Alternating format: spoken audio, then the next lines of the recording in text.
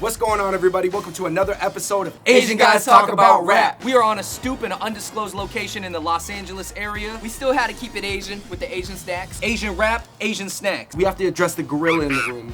Why would Asian guys talk about rap, which is a world that has no Asians in it? I would say just because, you know, we all grew up listening to rap, it's clearly influenced our videos, as you can see.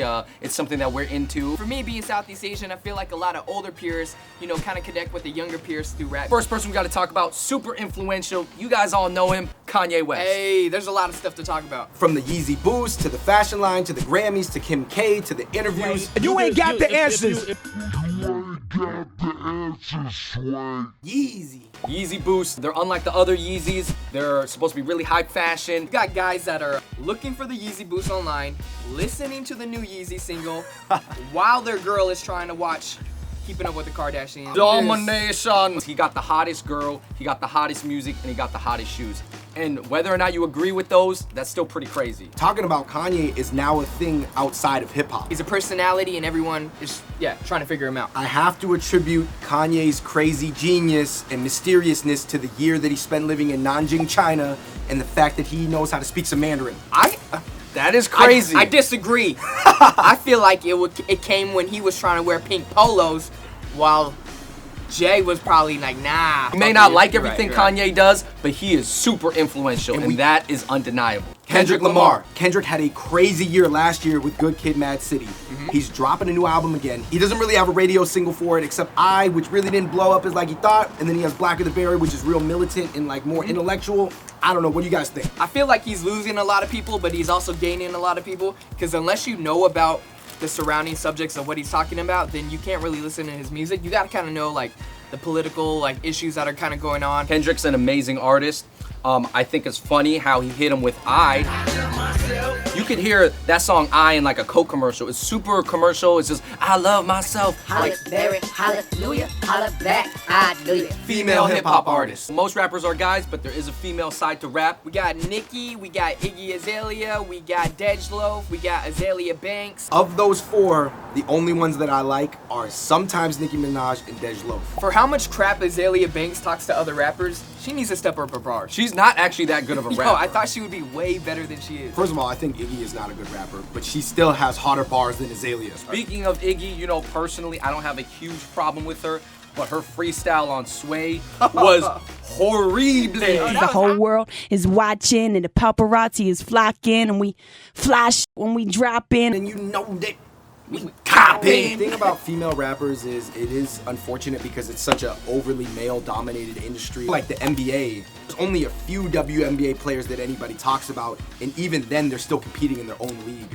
against each other. They're not against the males. Rap couples, Love and Hip Hop, Meek Mill and Nicki Minaj. They do have a song together. It's not that good, but I wish, you know, maybe their styles don't mix, but they're both really good rappers. It was rumored that Lil Durk and Dej Loaf together.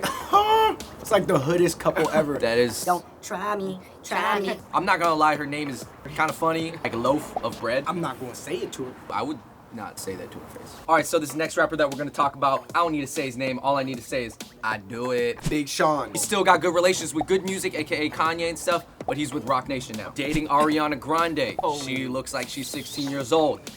He's spitting pretty hard. He's more aware of like, yo, I gotta go hard on the lyrics if I'm gonna be dating, you know, Ariana Grande. The pop singer. Yeah. You have to balance it. Yeah. Because she put him on a bunch of songs, right? And that increased his profile in the more Nickelodeon pop world. But then the streets was like, Sean, what are you doing? I can see Meek Mill's like, yo, big, man. I just got Nicki, you got Ariana, so you better step up them bars. He went hard on B-Boy, man. That's like one of my favorite rap tracks in a while. No, he likes to say that, like, next to next to next. My lawyer signed a check, the check. Blessings on blessings on blessings. My life is all about lessons on lessons. Alright guys, a lot of people were killing us last video because they think we didn't talk about this artist, but we actually did. It just got cut out. Childish Gambino. Childish Gambino, aka Donald Glover, that's a person that we relate a lot to because he went from comedy to rap and he debuted as a comedian. And if an Asian came out as a rapper, they would probably take that route as well, coming from the comedy world to the rap world. So you're saying not a DMX image. I don't think an Asian would make it in the industry as a DMX image. There are Asians trying it though. There's only so many lanes available to you, and you don't always get to pick your own. The Childish lane, like you said, for an Asian would be a more space that was available. About Childish, it didn't seem like he really broke into the industry quite the way he wanted to. Now he's pretty much shedding that moniker of Childish Gambino. I feel like when you have an artist, you expect something from that artist every time you listen to him. But with Childish, I was listening to his mixtape and I wasn't sure because he would hop over like trap beats and then the next song is like 3005. You can't really gauge where his mind is at. He's a complicated person. Another artist that people kind of gave us crap for not mentioning last time was Logic. He's in an interesting position because he is mixed. He's black and white, but he looks pretty white. Kind of don't put him in the white rapper lane, but he kind of looks white, so you kind of want to, but...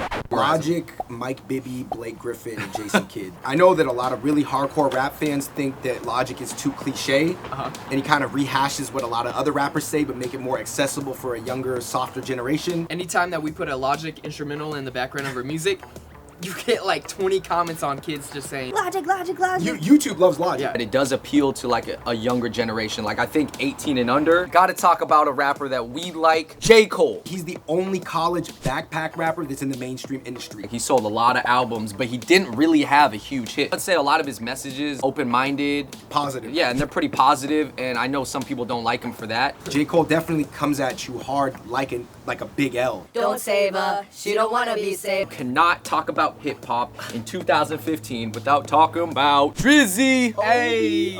Real quick thing about Drake, he's really repping for Toronto. He's trying to blow up the slang, like the Jamaican slang, tings. You cheese me. Yeah, cheese me. Toronto is having a moment right now, and it's primarily driven by Drake. Like right now, he can't do no wrong. And it sounds so cliche. I know we're gonna get some comments because some people really hate Drake. I pretty much like everything he puts out. Joey Badass and Pro Era. People love writing about Joey Badass because of what he represents, bringing back that golden era of hip hop from Brooklyn. How much of it do you think was like him finding a lane, because he probably wasn't like the super street guy like Bobby Shmurda? He just had to have a lane, so he said, let me bring golden era rap back. And people do like that in New York. Anytime you can do something that is unexpected, shock people's minds of what to expect, that's awesome. Chris Brown, TYGA, they're having fun. They had a Fan of a Fan album. To be honest, I only like one song, Ayo. Ayo. Thought all the songs on the album sounded the same. It's not very deep. The lyrics are bad, they're simplistic, but they're fun. We gotta talk about the fact that TYGA is he a quarter or is he half Vietnamese? I think he's a quarter because his mom is half. TYGA's part Viet. Until he drops like Bun Me and Bumblehway and rap. Say that and he'll take the whole Vietnamese market. Thank you for watching part 2 of Asian Guys Talk About Rap on a Stoop. Let's address some of the comments that we know are gonna pop up on this video. I think the first comment that we saw last time was, why do you guys want to be black? First of all, that's a misguided question. We grew up listening to hip hop. This is part of American culture, and this was something that we engaged with at a young age. It's part of us. For some people from a different culture or a different place, it's hard for them to understand. Yeah. But if you grow up in America, trust me, man, hip hop is all around us. Definitely, we were into it even more than the average person around us. Yeah. But that was the music to be into. Another comment would be, why don't you guys listen to Asian rap from Asia? It's difficult to understand that. I like rap that I can understand literally the language. I know a lot of people out there like K-rap, even though they can't understand Korean rap. Well, I can't even understand Chinese rap, so I'm like, and I'm Chinese, so it's just tough to make that transition. Future Asian Guys Talk About Rap on the Stoop. That's coming. For the next question we'll probably get is, why do you guys all listen to that mainstream garbage? We used to listen to a ton of underground, and actually that was my preference for a few years. You know, it just came around, you mature, and your preference changes. But we do listen to old school rap, and we do listen to underground rap, and in future Asian Guys Talk About Rap on the Stoop, that's coming too. A lot Next of things one, coming. Everybody, thank you for watching. Let us know in the comments below who you guys would like for us to talk about next. Let us know like who your favorite rapper is and how hip hop has touched your lives. That was probably the most uncomfortable video for us to shoot. I'm not gonna lie. We've been sitting on these concrete steps for the last 2 hours, so I was trying to be swaggy while we're talking while my butt hurting. And we need seat cushions, man. watch this video right here. This is Asian Guys Talk About Rap on a Stoop part 1. This is actually part 2 with Jin. Subscribe to our videos. Check out our shirts at fungbrothers.com. Boba Life, you know, whatever you like. Holla. Peace.